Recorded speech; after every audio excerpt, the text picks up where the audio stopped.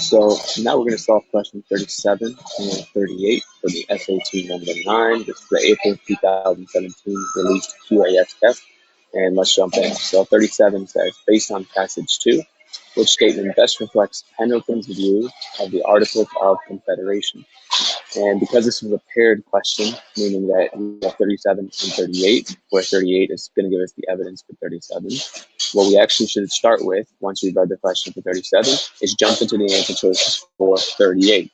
And what we're doing in the answer choices now is we're looking for all of the possible text. And remember, there might be more than one, but we want to find every possible text that would give an expression of Pendleton's view of the Articles of Confederation, right?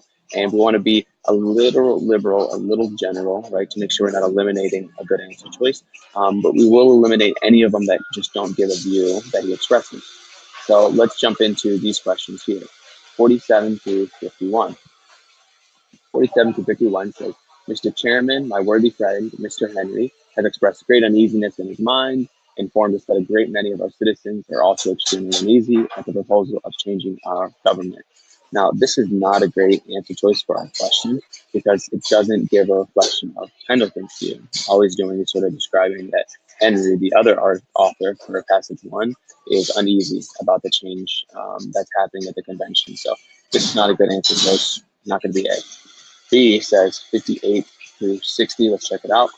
It says, the representatives of the people by their authority is a mode wholly inessential. Okay, now the language here is a little bit tricky. And the language of the whole passage is a little bit tricky. And that's in general kind of true about paired passages because they're more historical. For some of the languages is older and a little more complex. So it's a tough one. Now, the meaning of this is what he's saying is the representatives of the people by their authority is a mode wholly inessential. And this factors into his argument where he's basically saying he's rebutting Henry from passage 1. Henry in passage 1 is saying that the power, the political authority resides in the states. And here, what Pendleton is saying is not really, it resides in the people. Who but the people can delegate powers? So the representatives of the people by their authority, meaning the states, this is a mode that's inessential, meaning that true power, true political authority resides in the people and not necessarily in the states that represent them. Now, even if we don't get this answer choice, we can still solve this question. Or excuse me, even if we don't understand what this text is talking about, we can still solve this question. The reason why is because this text, in reference to the one we're about to look at, is not a strong claim about what Pendleton thinks about the Articles of Confederation. We can make a kind of loose, implicit connection between them, but it's going to be very weak. So we can keep this answer choice, but I would discount against it for now. 79 through 83 says, the latter is not that confederation, but common danger in the spirit of America or bonds of our union and unanimity, and not that insignificant paper carried us through a dangerous war. Now, first thing we should notice is that here we have an explicit reference to confederation, which, as simple as that is, actually is pretty helpful because this is Pendleton giving us a clear view about something he thinks about the confederation. Okay? Now, in the context, the point of this text here is that it wasn't the confederation, but this sense of a common danger, a common threat, plus the spirit of America that brought us together into union and unanimity. And then he goes on to say, not that insignificant paper. So this actually connects with what he thinks about the Confederation. He calls it an insignificant paper, carried us through that dangerous war. So here is a clear view about what he says about the Confederation. He says almost it was inessential, right? Insignificant. It wasn't actually what helped us get through the war. Instead, it was the spirit of America and common danger. This is a solid answer choice. Probably going to be our answer choices because it explicitly mentions the Confederation. But let's keep going. 83 through 89.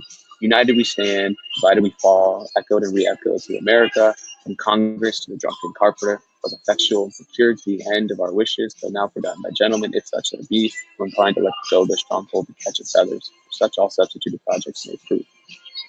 Okay, so here, again, it's kind of difficult in terms of the language, but basically what he's arguing, or what he's doing is he's continuing the argument by saying that it was sort of this refrain that united we stand, divided we fall, this American spirit. This is the one, and it echoed from Congress to the drunken carpenter. So from the top, um, uh, from the top all the way to the bottom, and it was effectual and procured the end of our wishes, meaning it basically got us through the war. And so he's continuing with this idea about the fact that it's the American spirit that brought us through the war, which again sort of implicitly references the text or the sentence that came before about the Confederation, but not directly. So B and D, even if we don't understand them, right, and even if maybe we could make some implicit connection between what he says in them to how he feels about the Confederation, only answer choice C really gives us a clear view, and it really actually says something about the Confederation. So for that reason, we should choose answer choice C and get rid of B and D. So now that we have our answer choice for 38, our text, we want to really focus on what he's saying here. So again, he says, not that Confederation, but common danger, no spirit of America, the bonds of our union and unanimity, and not that insignificant paper. So basically what he's saying here is the Confederation was pretty much useless. It was an insignificant paper. That wasn't what got us through the war. It's not some sacred thing. Instead, what got us through the war was common danger and the spirit of America. So let's look there and see choices here. What best reflects his view of the Articles of Confederation? They were a source of great concern to a large number of American citizens. No. And the text that we have, it's not. And any of the texts that we just looked at, nowhere does he say that the Articles of Confederation were a source of great concern to a large number of American citizens. B, they give too much power to the elected representatives. Maybe you could argue that this is actually a claim that he has, but again, in none of the texts we looked at, and especially in the text that we didn't choose, does he say that they gave too much power to the elected representatives. We can eliminate this option as well.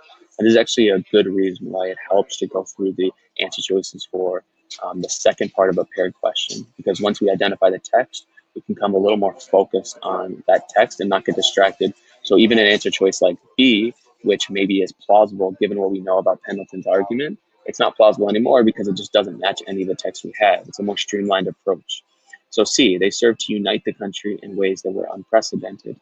Now, again, this is like a positive outlook towards the articles, which Pendleton doesn't have.